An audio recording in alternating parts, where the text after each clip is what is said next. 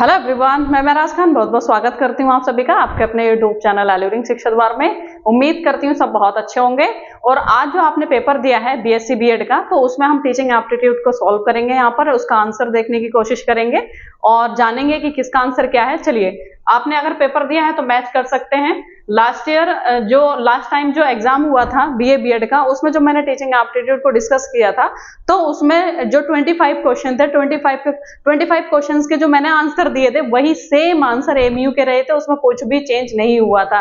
तो मैं अपनी तरफ से कोशिश करूंगी कि मैं वैसे ही आंसर इसके सामने, इस जो पेपर हुआ है इसका भी सॉल्यूशन मैं उसी तरह से आपको दे सकूं, जो इसके आंसर हैं वही मैं बता सकूं। ठीक है, चलिए देखते हैं आंसर क्या होगा।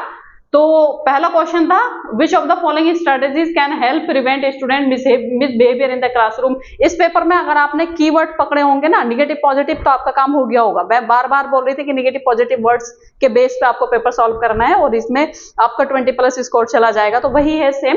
तो पहला क्वेश्चन बोल रहा है कि विच of the following strategy can help prevent student misbehaviour in the classroom. तो ऐसा कौन सा काम आप करेंगे जो मतलब बच्चे जो हैं वो मिसबिहेव ना करें क्लास के अंदर। तो इसका ऑप्शन ए करेक्ट है। ठीक है, providing engaging and relevant lesson. उसको हम क्या करेंगे, मतलब उसको इंगेज रखेंगे बच्चों को, है ना। पनिश हम करेंगे नहीं, इग्नोर हम करेंगे नहीं, allowing student to dictate the pace of the lesson होगा नहीं। तो इसका मतलब यह है कि तीनों में निगेटिव वर्ड है, तो ए हमारा हो जाएगा करेक्ट आंसर। मतलब 1 का क्या है, ए। सेकेंड क्वेश्चन है, question number 2, why do you consider the teaching profession to be respectable. ये जो टेस्ट पेपर में सॉल्व करवा रही हूँ ये सीरीज है बी, है ना, सीरीज है बी। तो आपका सीरीज अगर है नहीं तो क्वेश्चन सब मैच कर सकते हैं। क्वेश्चन आपको शो हो रहे होंगे डिस्प्ले पर, आपको दिख रहे होंगे मतलब। तो सेकंड क्वेश्चन है, why do you consider the teaching profession to be respectable. आपकी नजरों में जो टीचिंग प्रोफेशन है, जो प्रोफेशन है वो रेस्पेक्टेबल क्यों है। क्यों? क्योंकि इसमें बहुत सारे क्या मिलते हैं, हॉलीडेज मिलते हैं, छुट्टियां मिलती हैं, या फिर I get good enough salary, या फिर इसमें पैसा काफी होता है, या फिर option C, I am able to dominate children, इससे बच्चों को मैं कंट्रोल कर सकती हूँ, या option D, I get respect in the society, या फिर मैं सोसाइटी में रेस्पेक्ट ले सकती हूँ। तो इसमें क्वेश्चन में आपने कीवर्ड अगर पकड़ा होगा रेस्पेक्टेबल, रेस्पेक्ट की बात हुई है, रेस्पेक्टेबल की बात हुई है, तो इसका मतलब ऑप्शन नंबर डी पे चले जाएंगे, आई get respect in the society, है ना। इसमें सैलरी, पैसे की बात होगी नहीं, और हॉलीडेज काफी मिलते हैं, ऐसा नहीं है, बाकी में भी हॉलीडेज मिलते हैं, और बच्चों को आप यहाँ पर कंट्रोल नहीं करेंगे, डिक्टेट नहीं करेंगे, है ना, हिटलर नहीं बनेंगे। तो ये निगेटिव वर्ड था, तो ऑप्शन नंबर यहाँ पर हो जाएगा करेक्ट हमारा डी। ठीक है, मैं टिक नहीं कर रही हूँ, मैं आपको बता रही हूँ ऑप्शन नंबर डी हमारा करेक्ट हो जाएगा। ठीक है, नेक्स्ट क्वेश्चन पे आते हैं, question number 3, A set of interrelated teacher behavior component require for effective teaching, है ना। तो इसमें कौन सी ऐसी रिक्वायरमेंट है जो कि इफेक्टिव टीचिंग में मतलब हेल्प करती है। लेक्चर, या फिर इलस्ट्रेशन, या फिर ट्रेनिंग, या फिर टीचिंग स्किल्स। तो टीचिंग स्किल्स यहाँ पर हमारा करेक्ट आंसर हो जाएगा। क्या हो जाएगा, teaching skills, option number D. ठीक है, करेक्ट हो जाएगा। Question number 4, for a teacher, एक टीचर के लिए which one of the following method would be best for writing on the black board. मतलब एक टीचर के लिए, वो एक ब्लैक बोर्ड पे एक टीचर लिखना चाह रहा है, तो उसके लिए बेस्ट क्या होगा, राइटिंग फास्ट, जल्दी लिखना, and as clearly as possible, मतलब जल्दी लिखे और क्लियर लिखे, है ना, ये बोल रहा है। तो ए हमारा नहीं होगा। क्यों? ऐसी क्या जल्दी है कि वो बहुत फास्ट लिखे, ऑप्शन ए नहीं जाएगा। Writing the matter first and then asking student to read it, मतलब पहले जो है मैटर को लिख देंगे और फिर उसके बाद में बच्चों से बोलेंगे इसको पढ़ो। Option C, asking student to question to ask student and then writing the answer as stated by them, मतलब पहले हम एक क्वेश्चन बच्चे से पूछेंगे फिर उसे लिखेंगे। या option D, writing the important points as clearly as possible. देखिए, ब्लैक बोर्ड पे सब कुछ नहीं पॉसिबल हो सकता है कि आप सब कुछ लिख दें और बच्चों से आंसर करें, क्वेश्चन करें, फिर बच्चों से पूछें। तो मतलब ये आपकी कोशिश होगी एज ए टीचर कि आप इंपॉर्टेंट पॉइंट ब्लैक बोर्ड पे लिखें और बच्चों से पूछें या क्वेश्चन करें, जो भी है। तो ऑप्शन नंबर डी हमारा करेक्ट हो जाएगा, writing the important points as clearly as possible. जितना पॉसिबल होगा आप क्लियर लिखेंगे और इंपॉर्टेंट पॉइंट ब्लैक बोर्ड पे लिखेंगे, पूरा ब्लैक बोर्ड फालतू की बातों से नहीं भरेंगे। तो 4 का आंसर चला जाएगा option number D. Next question है, question number 5, during a group project, क्या है कीवर्ड इसमें, group project, some student contribute significantly while other do not participate. मतलब इसमें क्या है कि कुछ बच्चे तो पार्टिसिपेट कर रहे हैं बट कुछ बच्चे पार्टिसिपेट नहीं कर रहे हैं, वो भी एक्टिवली नहीं कर रहे।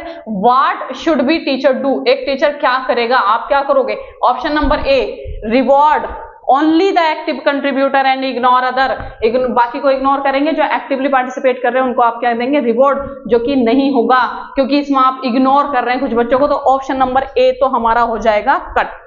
ठीक है, ऑप्शन नंबर ए हमारा नहीं होगा। Option B, discontinue the group project and assign individual task instead, मतलब आप क्या करेंगे, जो ग्रुप वर्क है उसको खत्म करेंगे और इसकी जगह एक एक बच्चों को अलग अलग असाइनमेंट दे देंगे। नहीं, क्योंकि आपने पहले ही बोला है, इसमें क्वेश्चन में बोला है ग्रुप प्रोजेक्ट, और जो क्वेश्चन में बोला है, जो कीवर्ड दिया है, आप उसे भाग नहीं सकते। ठीक है, आपको उसी के बेस पर आंसर करना होगा। Option C, give higher grade to student who contribute the most, उनको हायर ग्रेड देंगे जो कि मोस्ट, मतलब जिन्होंने ज्यादा काम किया है। अच्छा, सी हमारा हो सकता है। चलिए डी देख लेते हैं। Have a discussion with the group of student to address participation issues, आप डिस्कस करोगे ग्रुप से, ग्रुप में डिस्कस करोगे कि बताइए कि इश्यूज क्या आ रहे हैं, और मैंने बोला था कि फाइंड आउट करना, प्रॉब्लम को डायग्नोस करना आपका सबसे पहला काम होना चाहिए कि अगर कोई प्रॉब्लम है तो आप उसका सामना करेंगे, उसको डायग्नोस करेंगे, उसको फाइंड आउट करने की कोशिश करेंगे, इश्यूज जानने की कोशिश करेंगे, फिर आंसर करने की, मतलब जो है फिर उसको जो है प्रॉब्लम का सॉल्यूशन करने की कोशिश करेंगे। तो ऑप्शन नंबर डी हमारा क्या हो जाएगा? करेक्ट। ठीक है, नेक्स्ट क्वेश्चन है, नेक्स्ट क्वेश्चन था which of these is a characteristics of a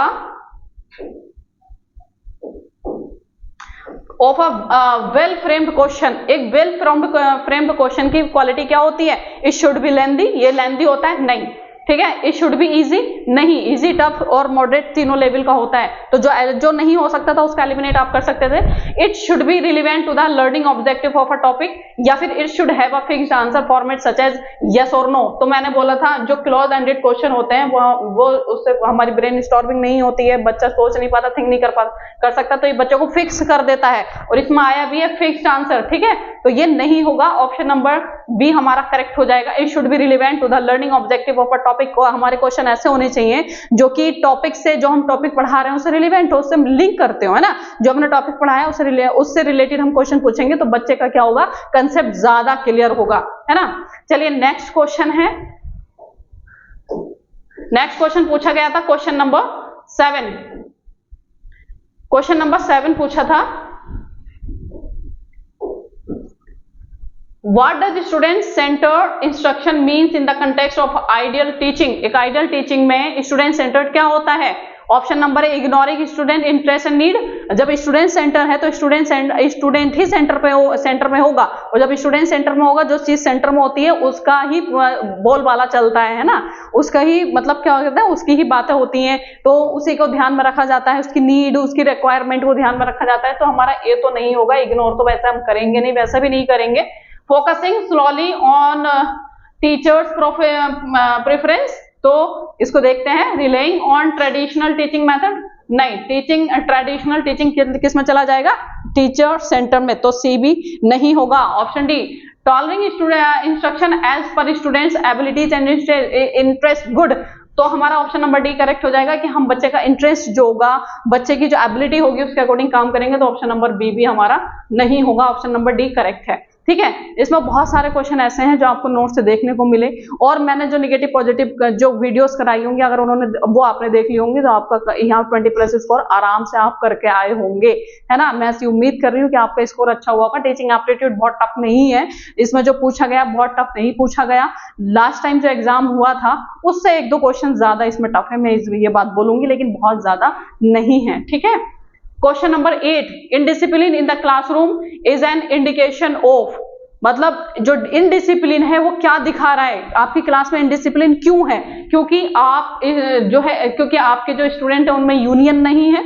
option number B, burden caused by repetitions है, है ना, कोर्स है कंफ्यूजन अबाउट थिंग्स टॉट, जो आप पढ़ा रहे हैं उसमें बच्चे कंफ्यूज हैं। Option number D, not summarising lecture point, आप जो लेक्चर है उसके पॉइंट को समराइज नहीं कर रहे हैं। तो यहाँ जो टिक लगाया ये आंसर गलत लगाया। क्यों?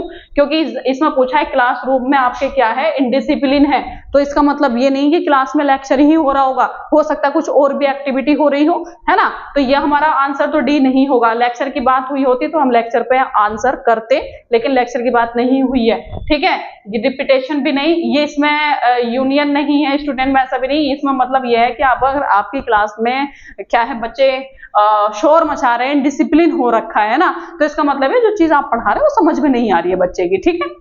तो आपको समझ में आ गया होगा कि क्वेश्चन नंबर 8 का आंसर था यहां पर सी।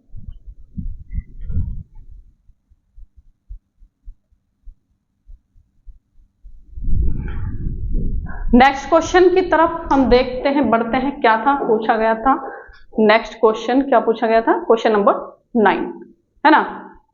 क्वेश्चन नंबर 9 है, मुझे उम्मीद है कि आप सबका स्कोर बहुत अच्छा हुआ होगा, है ना। Question number 9, role of restorative practices in classroom management is fosters punitive measures, मतलब पनिशमेंट से बना है, ये नहीं होगा। Option B, resolving conflict and learning harm, या option D, ignoring student relationship and wellbeing. देखिए इग्नोरिंग तो हम कर ही नहीं सकते, इग्नोर तो इनकरेक्ट रिलेशनशिप एंड रिवेंज हम नहीं ले सकते हैं ना, पनिश हम कर नहीं सकते। एक ही ऑप्शन बचा, ऑप्शन नंबर बी, कितने इजीली आप निकाल सकते थे आंसर, देखिए सेकंड में आ गया। Option number 10, sorry question number 10, the teacher has to travel out of station urgently, एक टीचर है जो आपको जो मतलब एक टीचर है जो कि अर्जेंट उनको जाना पड़ा बाहर, तो वो क्या करेगा, शी शुड, उनको क्या करना चाहिए। Option number A, inform the student about her leave, मतलब उसके जो स्टूडेंट हैं उनको बताना चाहिए, मतलब मान लो कि मुझे कहीं जाना पड़ेगा तो मैं आप लोगों को बता के जाऊं कि मैं वहां जा रही हूँ, है ना। Option number B, call the office and inform the one who answers the call, मतलब ऑफिस में आप कॉल करके बोलेंगे कि मतलब जो है मैं अर्जेंट किसी काम से जा रही हूँ। Option C, submit an application when she returns and back and join the school, मतलब एक एप्लीकेशन सबमिट कर देंगे और बोलेंगे कि जब मैं आऊंगी वापस तो मैं क्लास ज्वाइन करूंगी या स्कूल ज्वाइन करूंगी। Option D, submit an application in the office and inform the principal, या फिर प्रिंसिपल को आप क्या करेंगे, इन्फॉर्म करेंगे। अब देखिए यहाँ पर आंसर अलग अलग हो सकता है एमयू इसका आंसर बी दे, या हो सकता है इसका आंसर क्या करे, डी दे, कि प्रिंसिपल को आपको क्या करनी है, एक जो है एप्लीकेशन देनी है, क्योंकि स्कूल छोड़ने से पहले एप्लीकेशन देनी होती है। लेकिन कीवर्ड्स आपने देखा होगा यहाँ पर बोला है अर्जेंटली। अब अर्जेंटली अगर उनको जाना पड़ा तो वो एप्लीकेशन लिखेंगी फिर वो देंगी, क्या आपको लग रहा है कि वो टाइम टेकिंग नहीं है? तो सीधा वो कॉल करेंगी, है ना, क्या करेंगे, कॉल। तो मेरे हिसाब से इसका आंसर बी जाना चाहिए। अब देखते हैं इसका आंसर एमयू क्या देता है। मेरे हिसाब से बी होना चाहिए, क्योंकि इसमें बोला है अर्जेंटली अगर जाना पड़ेगा, घर पे हैं अगर उनको अर्जेंटली कहीं जाना पड़ रहा है तो वो ऑफिस में जाके एप्लीकेशन नहीं है कि एप्लीकेशन देंगे, प्रोसेस में कितना टाइम लगेगा, वो सीधा कॉल कर देंगे कि मैं नहीं आ सकती और वो चले। जो ऑफिस में जो उनको आंसर करेगा वो फिर प्रिंसिपल को बताएगा, प्रिंसिपल से बच्चों को इन्फॉर्म होगा, है ना, ये प्रोसेस चलेगा। तो ऑप्शन नंबर हमारा इसमें बी सही है। Next question number 11, the main aim of classroom teaching, classroom जो टीचिंग है उसका मेन एम क्या है, to give fact and information, factual information देना, है ना, नहीं, ये हमारा एम नहीं है। Option number B, to help student in getting job में हेल्प करना स्टूडेंट के, अगर बच्चे का ओवरऑल डेवलपमेंट करेंगे तो किसी जॉब को दिखाने की, मतलब जॉब के लिए रिविजन कराने की जरूरत नहीं पड़ेगी, वो खुद ही जॉब ले लेगा, है ना। Option C, to develop inquiring mind, good, एक इंक्वायरिंग माइंड डेवलप करना। इंक्वायरिंग माइंड का मतलब है ब्रेन स्टॉर्मिंग हो रही है, क्रिएटिविटी हो रही है, जब इस तरह से होगा तो बच्चा खुद कुछ ना कुछ कर लेगा, है ना। Option D, to help student pass examination, नहीं होगा, तो हमारा राइट आंसर चला जाएगा ऑप्शन नंबर सी। मैच करते रहिएगा अपने आंसर। क्वेश्चन नंबर 12 हमसे कह रहा है कि the most important challenge before a teacher is, most जो चैलेंज है इंपोर्टेंट टीचर के सामने वो क्या होता है। ये रिपीटेड क्वेश्चन है, एमसीक्यूज है, ये सॉरी पीवाईक्यूज है, जो कि एग्जाम में पूछा जा चुका है, एमयू के ही, बीएड में भी, और ये शायद शायद लास्ट टाइम भी ये पूछा गया था। बहरहाल ये बीएड का पीवाईक्यूज है, ठीक है। The most important challenge before a teacher is maintain discipline in the class. मैंने इसका आंसर भी किया था PYQs कराते टाइम कि डिसिप्लिन में रखना है बच्चे को। एक डंडा ले आए टीचर, बच्चे खुद ही डिसिप्लिन में आ जाएंगे, है ना। मोटा सा डंडा और एक दो बच्चों को पीट भी दिया आपने तो बच्चा खुद ही डर के मारे डिसिप्लिन में रहेगा। तो ये मोस्ट चैलेंज नहीं है टीचर के सामने, ठीक है। To make student do their homework, ये भी नहीं है। जब बच्चों को डरा के धमका के, है ना, या फिर थोड़ा चॉकलेट वगैरह देके भी होमवर्क कराया जा सकता है, ये कोई चैलेंज टीचर के सामने नहीं होता। टू पेपर क्वेश्चन पेपर बनाना नहीं है। Option number D, to make teaching learning process enjoyable, ये मोस्ट इंपोर्टेंट चैलेंज होता है टीचर के सामने। क्यों? क्योंकि डिफरेंट तरीके के बच्चे होते हैं, कुछ स्लो लर्नर होते हैं, कुछ जल्दी सीख लेते हैं ना, कुछ चाहते हैं कि मतलब कुछ का होता है कि वो खेल के दौरान सीखते हैं ना, प्ले जो मेथड होता है प्ले वे उससे सीखते हैं। कुछ होते हैं कि नहीं, पढ़ाकू होते हैं कि एकदम बैठ के प्रॉपर तरीके से लेक्चर मेथड से सीखना है। तो टीचर के सामने बहुत चैलेंज होता है इस टाइप का कि कैसे सारे बच्चों को वो पढ़ाए, है ना, ताकि सारे बच्चे एक साथ पढ़ सकें, अपने जो टीचिंग लर्निंग है उसको वो एंजॉय कर सकें। तो option number D. Question number 13, when a student uses reason to decide how to act they are known as, मतलब एक स्टूडेंट है जो मतलब ये जानता है कि डिसाइड करता है कि किसी रीजन पे, किसी बात पे कैसे एक्ट करना है, तो उसकी कौन सी ये जो थिंकिंग है वो क्या कहलाएगी? रिफ्लेक्टिव थिंकर्स है वो, या प्रैक्टिकल थिंकर्स है, या फिर क्रिएटिव थिंकर्स है, या फिर कंसेप्चुअल थिंकर्स है। तो देखिए आपने एक साइंस में एक कंसेप्ट पढ़ा होगा रिफ्लेक्टिव, है ना, रिफ्लेक्शन क्या होता है? जो सामने से आ रहा होता है उसका रिफ्लेक्ट, है ना, जो मतलब हम जब लाइट डालते हैं उस पे, मिरर पे डालते हैं तो उसका रिफ्लेक्शन होता है कि नहीं होता है। तो वैसे ही अगर सामने से कोई चैलेंज आया, सामने से कोई बात आई, तो हम उसको रिएक्ट करते हैं, तो मतलब हम रिफ्लेक्ट कर रहे हैं। तो रिफ्लेक्ट कर रहे हैं, इसका मतलब ऑप्शन नंबर ए हमारा क्या हो जाएगा? सही हो जाएगा, ठीक है। नेक्स्ट क्वेश्चन है 14, what will you do to develop the quality of discipline among the student. आप क्या करोगे बच्चे में डिसिप्लिन की क्वालिटी आपको क्या करनी है? डेवलप करनी है। तो आप क्या करोगे? Option number A, allow them to take responsibilities, उनको रेस्पॉन्सिबिलिटीज देंगे उनको, या option B get rules of conduct, उन्हें रूल्स बना देंगे। Option C get the rules of A, मतलब रूल्स मानने के लिए उन्हें क्या करेंगे? बोलेंगे उनसे रूल्स ऑफ ए, जो उनकी जो ऑर्डर हैं आपके वो माने, या फिर बनिश देम, या फिर उनको बाहर निकाल देंगे। तो बाहर हम निकालेंगे नहीं, है ना, get rules of conduct, rules conduct करेंगे नहीं, वो रूल्स मानेंगे भी नहीं, तो हम उनकी रेस्पॉन्सिबिलिटी दे देंगे। जब रेस्पॉन्सिबिलिटी किसी को ऊपर आती है तो अच्छे को भी लाइन में खड़ा कर देती है ना, अच्छे को भी वो जो है क्या कहते हैं कि जब रेस्पॉन्सिबिलिटी आती है तो अच्छे भी क्या होते हैं? सीधे हो जाते हैं, कहना चाहिए। चलिए नेक्स्ट क्वेश्चन है क्वेश्चन नंबर 15। क्वेश्चन नंबर 15 है, a teacher can be successful if he she, एक टीचर को सक्सेसफुल मानेंगे अगर is able to maintain discipline in the classroom. अभी जैसा हमने पढ़ा था तो ऐसा कुछ नहीं है, है ना, डिसिप्लिन बना सकता है वो easily. Option B, impart subject knowledge to student, अपने बच्चों को क्या करना है? सब्जेक्ट की नॉलेज अच्छे से देना। या option C, present the subject matter in a well organised manner, जो सब्जेक्ट मैटर है उसको वेल ऑर्गेनाइज्ड मैनर में वो बच्चों को देता है। या option D, prepares student to pass the exam, तो ये नहीं होगा, जो नहीं है वो उसको आप एलिमिनेट करिए। दो ऑप्शन पर फाइट है, ऑप्शन बी और ऑप्शन सी। मेरे हिसाब से जो इसका आंसर होगा वो इसमें मोस्ट जो पॉजिटिव जा रहा है वो बी जा रहा है। क्यों? क्योंकि अगर मान लो कि हमने बहुत अच्छे से प्रेजेंट तो कर दिया, बहुत अच्छे से हमें पीपीटी बना के ले आई, बहुत अच्छे से उसको सजा के ले आई एक तरह से कि यहाँ पर इमोजी बन रहा है, वहां इमोजी बन रहा है, ऊपर भी हेडलाइन और फुट नोट ये सब बहुत अच्छे से ले आई, लेकिन मैं अच्छे से पढ़ा नहीं पा रही हूँ, है ना, तो कोई मतलब नहीं है फिर उसका प्रेजेंट करने का, बहुत अच्छे से वेल ऑर्गेनाइज मैटर को देने का। तो मतलब यह है कि सब्जेक्ट की नॉलेज अगर मैं बहुत अच्छे से आप लोगों को दे रही हूं तो ये मैटर नहीं करेगा। अब देखते हैं एमयू क्या आंसर करता है, हो सकता है सी करे, मेरे हिसाब से इसका बी होना चाहिए। चलिए नेक्स्ट क्वेश्चन है question number 16, what is the use of textbook in a class. Textbook का यूज क्यों होता है क्लास में?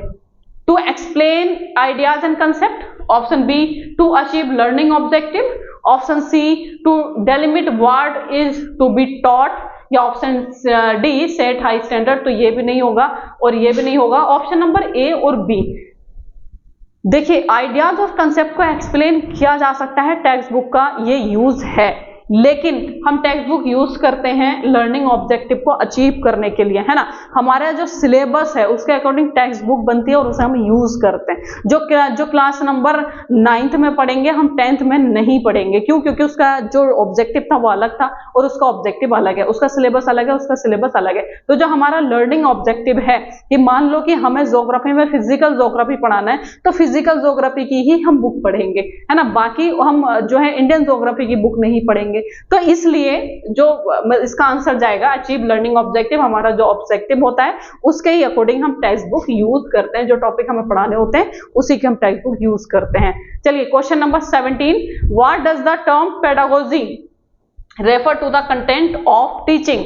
तो पेडागोजी का जो मतलब होता है the art and science of teaching, ठीक है। डी नहीं होगा और ए भी नहीं होगा और सी भी नहीं होगा। द स्टडी ऑफ चिल्ड्रन नहीं, द स्टडी ऑफ द मतलब जो टीचिंग है आर्ट्स, जो मतलब अगर इसको मैं कंप्लीट करूं पेडागोजी को तो ऑफ यहाँ पर चाइल्ड आ जाएगा, है ना। तो पेड जो है ये जो है बच्चे से भी मिलके बना है।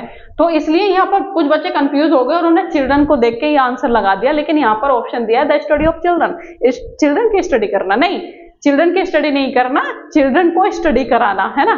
तो इसका मतलब जो पेडागोजी जाएगा वो जाएगा the art and science of teaching, ठीक है। अब आप चेक करते रहिए आपके कितने सही जा रहे हैं। नेक्स्ट क्वेश्चन है question number 18, what is the role of feedback in teaching and learning. Feedback का क्या रोल है टीचिंग में, इससे क्या होता है बताइए, क्या होता है, क्या लगा के आए हैं आप। इग्नोरिंग स्टूडेंट प्रोग्रेस, इग्नोरिंग तो होगा ही नहीं, इसको तो खत्म करिए, है ना। Providing information to student about their जो परफॉर्मेंस, मतलब इससे हम बच्चे का परफॉर्मेंस जानते हैं और फिर उसको बच्चों को बताते हैं, बच्चा उसके अकॉर्डिंग अपना आगे का परफॉर्म करता है। Option C, complimenting students regardless of their performance, उसका मतलब इसकी परवाह की कि उसने कैसा परफॉर्मेंस किया, बच्चों को कॉम्प्लीमेंट देना। Option D, discouraging student from making mistake, discourage करना नहीं, इसका ऑप्शन नंबर चला जाएगा बी, ठीक है। Next question 19, what does the playway method develop in student. क्या है प्लेवे मेथड, क्या है। कॉग्निटिव में फिजिकल डेवलपमेंट, मतलब जो प्लेवे है उससे क्या होगा, कॉग्निटिव और फिजिकल डेवलपमेंट होगा, या फिर कॉग्निटिव एंड इमोशनल डेवलपमेंट होगा, या फिर इमोशनल एंड फिजिकल होगा, या फिर कॉग्निटिव फिजिकल एंड इमोशनल। तो इससे जो प्लेवे होता है उससे ओवरऑल डेवलपमेंट होता है बच्चे का, ठीक है। खेल के दौरान सीखना तो वो सीख भी रहा है, फिजिकल भी उसका जो एक्सरसाइज वगैरह वो चल रही है तो उसका फिजिकल डेवलपमेंट भी हो रहा है, इमोशनल भी हो रहा है, क्योंकि वो प्लेवे मतलब और बच्चों के साथ भी खेल के दौरान सीख रहा है। Dysgraphia is a problem associated with, अगर मैं बात करूं ना जो मैंने टीचिंग एप्टीट्यूड में पढ़ाया है ना, या फिर जो नोट्स में आया है, तो लगभग क्वेश्चन वही है। निगेटिव पॉजिटिव वर्ड्स आपने कर लिए, नोट्स पढ़ लिया, और जो मैंने क्लासेस कराई थी तो आपके क्वेश्चन गलत नहीं हुए होंगे, मैं उम्मीद कर रही हूँ, ठीक है। डिस्ग्राफिया पढ़ाया था इससे पहले, है ना। राइटिंग से होता है, ये एसोसिएटेड किससे होता है, राइटिंग, तो 20 का चला जाएगा B. Next question, question number 21,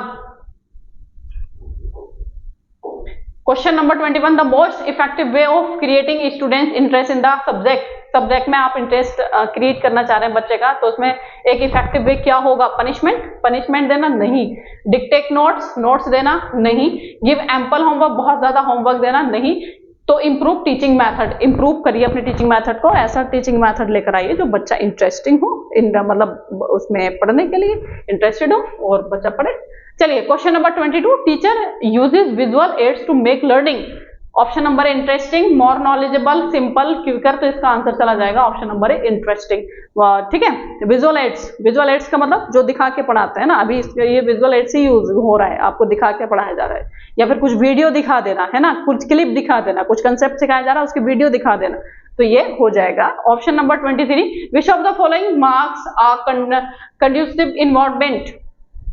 इसमें चला जाएगा, एक्सेसिव नहीं होगा, इंडिविजुअल भी नहीं होगा, लॉन्ग भी नहीं होगा, लॉन्ग असाइनमेंट, ये चला जाएगा कोऑपरेटिव लर्निंग। कंड्यूसिव मतलब होता है एक ऐसा इन्वायरमेंट जो मतलब सबके लिए क्या हो ना, फेवरेबल कंडीशन है ना, तो ये क्या होता है जब कोऑपरेटिव मतलब सब जब एक दूसरे का कोऑपरेट करके पढ़ते हैं तो होता है cooperative learning, right. Next question है question number 24,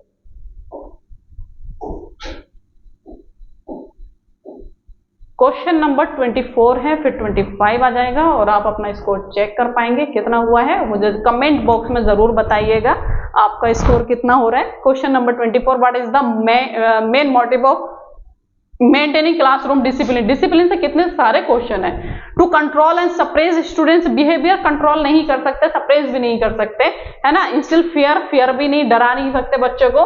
to impose strict rules नहीं होगा, निगेटिव वर्ड है, कितने सारे आपको निगेटिव वर्ड मिल गए इसमें भी, इसमें तो हमारा आंसर डी हो जाएगा। पढ़ो या मत पढ़ो, आंसर डी हो ही जाएगा। Question number 25, what is the effect of punctuality on classroom management. Punctuality, आप टाइम पे आते हैं जैसे जो क्लासरूम का मैनेजमेंट है उस पर क्या फर्क पड़ेगा। Option number A, it facilitate smooth transition and maximise instructional time, है ना। Option number B, it contribute to choose cause and disorder in the classroom. Option number C, it encourage student to arrive late, नहीं होगा। It create unnecessary stress and anxiety, नहीं होगा। कैसे मतलब time punctuality क्या stress बढ़ाती है। Option number ए हमारा हो जाएगा करेक्ट। तो इतने सारे जो पेपर मतलब क्वेश्चन 25 में से कितने आपके हुए हैं जरूर बताइएगा, है ना, कितना स्कोर आपका हो रहा है।